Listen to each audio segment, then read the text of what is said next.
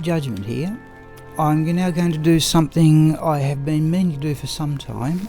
I was watching somebody else's Diablo 2 stream on YouTube last night, and in the chat section I mentioned what I was doing, and that player, and I think I can mention his channel, it's Shockalot, said he would like to see my gear and how I play, so I'm going to do that here. I've been meaning to do this for some time, so I will do it now, and people can post comments as to whether they think this is an appropriate way to play the game. The first thing I'm going to do today though is go across and sell the products of last night's Pindle skin runs, and what I do, if I find an item, I compare it with the one I've already got. That's an inferior one to the one I found, so I've swapped them over using Go Mule. So there's the meat scraper. That was one I did find last night, the Shadow Killer Battle Cestus, but that's worse than the ones I already have, and I already have a large number of these, so much as I don't mind that as a level 25 amulet, I already have enough of them, and I don't need any repairs. Okay, so here we go. We will start with the gear. So it's the full Tal set, as you can see from the aura. There's the weapon, the Swirling Crystal. Now I've used a socket quest on that, and I've added in a -3 +3 lightning jewel, and you might notice that the text goes somewhat funny, and it's not the same as the text. So at the moment I'm running a total of -18 to enemy lightning resistance. This is a sorceress that runs lightning mostly, but also enough points in Frozen Orb to do damage to lightning immune monsters. So there is the armour, and I've used a socket quest on that and put in a perfect topaz for more magic fine, but I may put in another lightning facet jewel, though I don't have a lot of them. The strange thing I've done here is I've not put it in the best armour I had, even though I have 6 complete Talrasha sets. I just simply forgot to look. Okay, Death Mask. I always think that's a strange item for a sorceress, given it has big life and mana steal, yet I can't imagine a sorceress running up and hitting somebody to take advantage of it. The belt, that one's perfect for magic fine. I think that's the only variable on it. The amulet. Now, the other gear consists of this. The shield is just a Rime-Grim shield. I cannot at the moment do too much better than that, I think. I could run with Moses' Blessed Circle for increased resistances, but then I'd lose Cannot Be Frozen, mana regeneration, and some measure of magic find. I'm on the lookout for an improved defense troll nest with which to replace that, and I did find one yesterday, but it had 3 sockets. 42% War Travellers. I do have 48 on another character. I found these about a dozen times, and I keep anything 40 and above. Gloves. Mage Fist gauntlets upgraded to battle gauntlets, just for the faster cast and the mana regeneration. In this build the fire skills are of no use. The ring, that one there. Now, when I started this character, I found I had this ring on other characters or on other storage characters, and I thought that was a wonderful ring for level 60. Boost to resistances, cast rate's important, and 15% magic find. If I didn't have this ring, I would use something that has anything with 10% fast cast, but I do have one that is 10% fast cast and all resistances plus 15, and that's what I would use if I didn't have that. But anything with fast cast would do, and I just have to reskill appropriately if I couldn't get resistances. The other ring can be one of a number of 4. For maximum magic find, I run a 30% nasal ring. I have found 3 or 4 30% ones down the years, but I've been playing for a long time, and that's what I use mostly. Nature's Peace ring for the slain monsters rest in peace, and also a boost of poison resistance. I used that for Pindleskin, the first 2 waves of Bale's minions, and some places like the pit level 2 where there are lots of monsters to be revived, and also in Endariel's room. Too much reviving going on, so I'm happy to sacrifice the magic find, up the poison resistance, and have all the monsters not get up if they get killed. A Stone of Jordan, I'm not using that too much at the moment, but it's there if I need it. I tend to use that for the last 3 waves of Bale's minions, and Bale himself up to the point where Bale is just about to die, where I swap back to the Nagel ring. And a Wisp Projector, I think that is the rarest ring in the game. That one's perfect for Magic Find, and that is there purely to run souls in the Worldstone Keep levels. That's all it's there for. Now, compared to the Nagel ring, I'm dropping 10 Magic Find, but gaining 15% Lightning Absorb, and I think that's a really good compromise. The Oak Sage, while it gives a sizable boost to life, the Oak Sage itself, in my opinion, is too easily killed, so don't worry about that one. The Charms, the only 2 lightning skills I've ever found. Lightning skills there, lightning skills there, cold skills there, 37% Geed's Grand Charm. I found a number of these with this character. I don't think I got more than 3 or 4 with my other level 98 Necromancer Signa in all the years I've been playing, but I seem to have got about at least half a dozen of these, and that in my opinion is the best of them. Keys. Fire Resistance, can't do too much better than that, perfect on each score. Poison Resistance I need to keep up. I could put in arguably another 7% Magic Find Charm, and there's a good charm for Cold Resistance and Magic Find. So the total Magic Find on this character with the Nagel ring on is 359. Not a huge amount, but significant enough, and the cast rate is 80, and I think I've done that because 78 is a breakpoint for lightning fast cast sorceresses. On weapon switch, double listed Blade of Ali Baba, another Rhymegrim shield. Now I'll show you resistances in a moment, but I only usually really use this in the Mausoleum. And since this is a lightning sorceress, and all the monsters in the Mausoleum are lightning immune, I simply rely on the mercenary to do the killing, which is quite slow, but at least it ups the Magic Find, because the mercenary does have some of his own as well, which I'll show you right now. Actually, I'll show you the resistances now.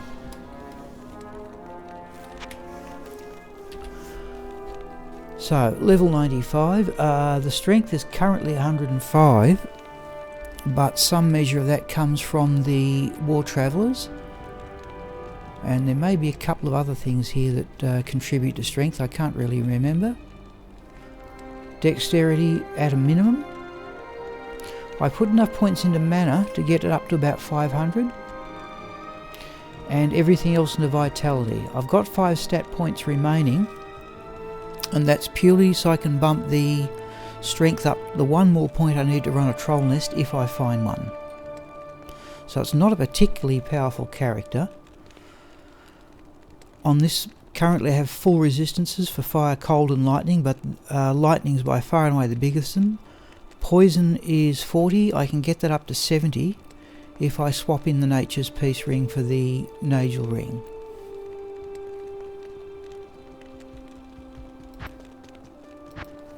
The mercenary carries Andariel's Visage Demon Head. Now this is a ladder only item nominally, but it seems to drop an awful lot, along with other ladder only items in unmodified single player.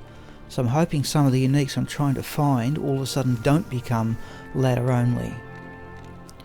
Chains of Honour, Archon Plate for the lifesteal, little bit of Magic Find, damage skills, And the thing I've only acquired in the last month or so for the weapon is that. Now that's an ethereal version of Arioch's Needle. I was running the Tomb Reaver Cryptic Axe for its magic find, and following this video you'll see the Pindle skin configuration. But having found this weapon, it did make an awful lot of difference to the clearing speed. Despite the fact that the Tomb Reaver Cryptic Axe, you might think, would do more damage with its extra damage to undead and magic find, and also having it 2 Ammon runes and a Shale rune, but this one is definitely faster. I don't know if an Ignore Target's defense works on a mercenary. I've read on one website that it doesn't, but this is a much faster clearing speed than the Tomb Reaver. Okay, skills. Fire spells are basically 1 into warmth. That one has been granted by the Talresha set. I have no use for that. Cold spells, 1 each into Frozen Armour, Ice Bolt, Ice Blast, Frost Nova, Glacial Spike and Blizzard. And then I have put 10 points into Frozen Orb and 5 into Cold Mastery, and plus skills make up the difference there, as you can see. Now, I ran with Blizzard for quite some levels, and though it definitely does more damage, I'll have to admit my failings as a player. I could not aim it for the life of me. I found Frozen Orb much easier to aim, despite the lesser damage. And that's there just to deal with physical immunes principally. Sorry, lightning immunes. And physical immunes can be dealt usually with either lightning or Frozen Orb, but there are certain monsters that are very hard to play.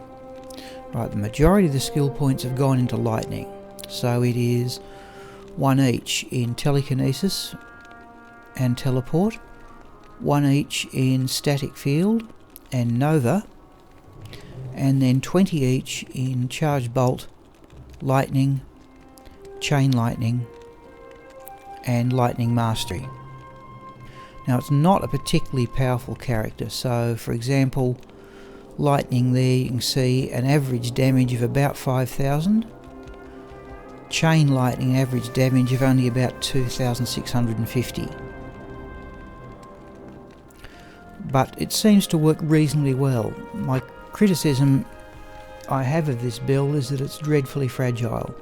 I think it could be improved if I was to run Call to Arms on Weapon Switch, but I've just had to accept some deaths and take what comes my way. So I'll put up Frozen Armour and I'll just do the first part of my run here, my normal run. I set players to 3, have the Nagel ring on,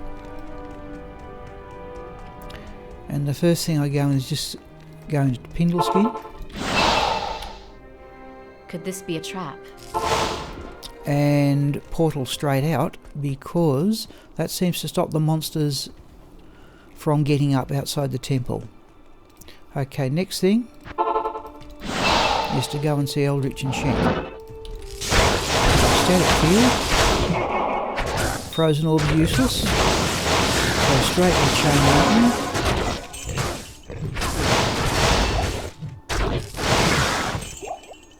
And at this point, oh, I've already got mana potions. Did he drop anything? Okay, Ancient Armour will keep for gold. Take the super mana potion, I'm going to need that a bit later. Okay, map on. And let's go have a look. Archers. Right.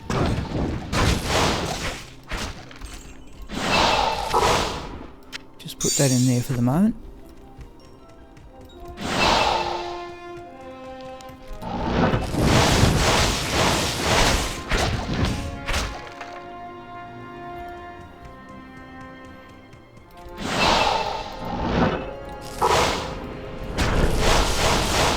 Chain lightning here, go across the ring. Okay, the ring drops somewhere there.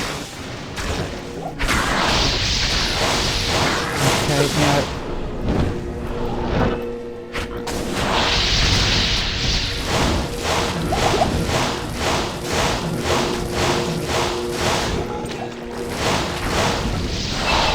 Right, Shank's down. Okay, there's something. We're now going to put on, yeah, now I remember why. Going to put on Nature's Peace.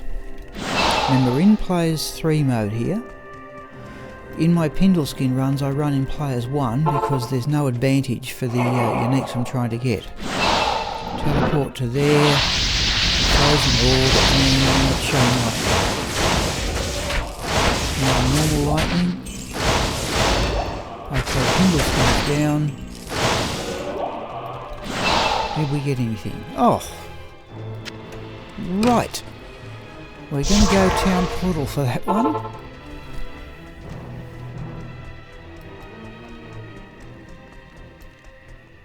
Stay a while and listen. Jeez, that's 2 uniques in the first 2 super unique monsters, right.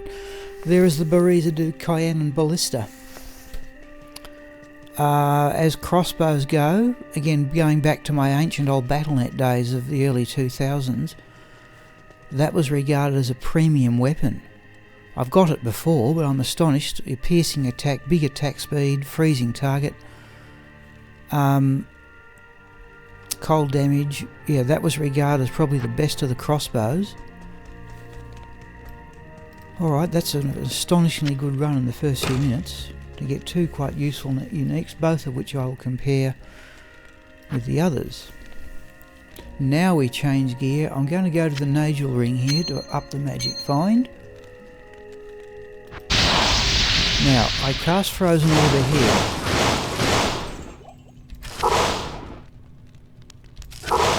Okay, we've got Nagel, there's the unique. Oh, there he is.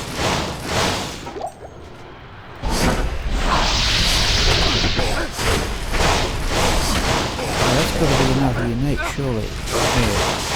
Yeah. Now at this stage I can back out and run with weapon switch. Have I got another unique? Oh. Gonna go back to town just to get healed. I've also been cursed here. Good evening. This one I'm going to sell straight away. Hello. Right, there is the humongous giant axe. Skill shrine. Now, lightning damage, about an average there about 5,150. But now look at the lightning damage. Now up to about 6,200. Which is why I would like to find another lightning skill down the channel, or more of them anyway. At least I have the option of upping the damage.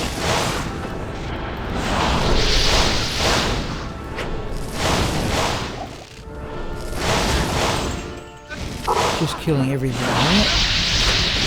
What I normally do. That's got to be unique. Got to be, yeah, immune to lightning, immune to cold, mercenaries on his own, and down it goes.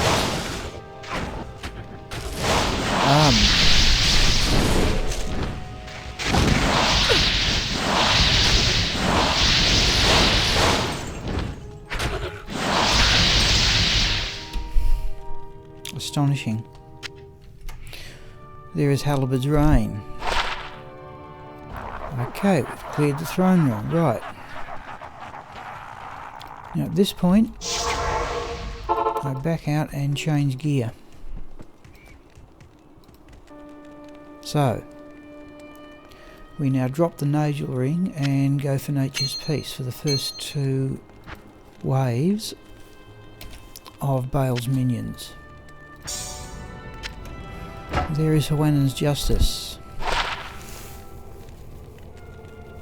Again, one of the first weapons I ever put on a mercenary, many years, I just happened to find it. And the attack speed was instantly noticeable. So level 28, I still think that's a pretty reasonable mercenary weapon for an Act 2 mercenary. I thought I'd show people what I use for Pindle skin runs, which I do in Players 1 because there is just no advantage for those uniques that I'm trying to find going any higher.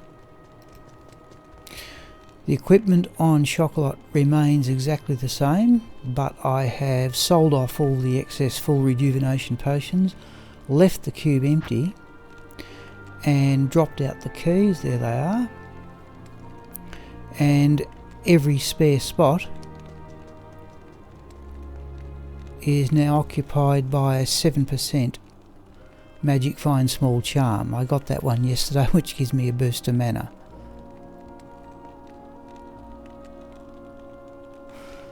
And there's one there. Now, that puts the Magic Find up on Shockalot to 478. Jumali gets 2 changes of equipment. The Ethereal Ariox Needle is replaced by the Tomb Reaver Cryptic Axe, which gives another 65 Magic Find, plus damage to undead. And the Andariel's Visage Demon Heads gets replaced by the Steel Skull Cask. This one has 48 Magic Find. So there's 25 there, 65 there for a total of 90, another 48 there for a total of 138. So if the mercenary actually makes the kill, now the Magic Find goes up to 626. Now I've done a touch under 4,000 Pindle skin runs, and while I've got some good stuff, 3 Immortal King Soul Cages, a Natalia's weapon, I think a Griswold's weapon, I have yet to get any of the uniques that I'm trying to find. So I will just keep trying.